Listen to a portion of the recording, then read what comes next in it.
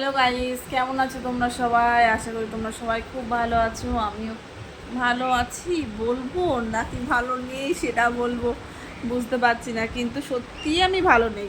কারণ শরীরও চলছে না, ভালো লাগছে না একদমই। সারাদিন না খাওয়া দাওয়া সকালবেলার থেকে চলছে এইসব কাজকর্ম। সকাল থেকে চলতে চলতে এখানে এসে দাঁড়িয়ে গেছি। সব জিনিসপত্র নিয়ে আসা হয়ে গেছে, বিছনা টিছনা সব সেট করা হয়ে গেছে, লাইট ফ্যান সেট করা হয়ে গেছে। খাবার রান্না করা ছিল, দাদাভাই খেয়ে নিয়েছে, তোমাদের দাদাভাই খেয়ে নিয়েছে, মামাম সোনার খাওয়া হয়ে গেছে, তারা শুয়েও পড়েছে, এত কষ্ট হয়ে গেছে। শুধুমাত্র আমিই জ্যান্ত হয়ে আছি, কারণ আমার হাজার কষ্ট হলেও আমি এখন শুতে পারবো না। ঘরের টুকটাক জিনিস তো একটু গুছিয়ে রাখতে হবে। সকালবেলা অন্তত উঠে চা করে খাওয়ার মতন জিনিস আর মামামের দুধ খাওয়ানোর মতন জিনিস অন্তত গুছিয়ে তো রাখতে হবে, তাই না? ওর জন্য সেটুকুনি করার জন্য জ্যান্ত হয়ে আছি এখনও আমি। কিন্তু আমার অবস্থা খুবই খারাপ, খুবই খারাপ, আর কি বলবো। তাও এখন এত কষ্ট হচ্ছে, মনে হচ্ছে কি ঘুমিয়ে পড়ি কেউ,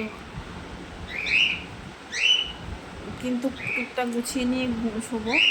তা ভাবলাম তোমাদের সাথে একটুখানি কথা বলি, তাহলে তোমাদের জানাই যে আমার আমার উপর দিয়ে কী অবস্থাটা যাচ্ছে।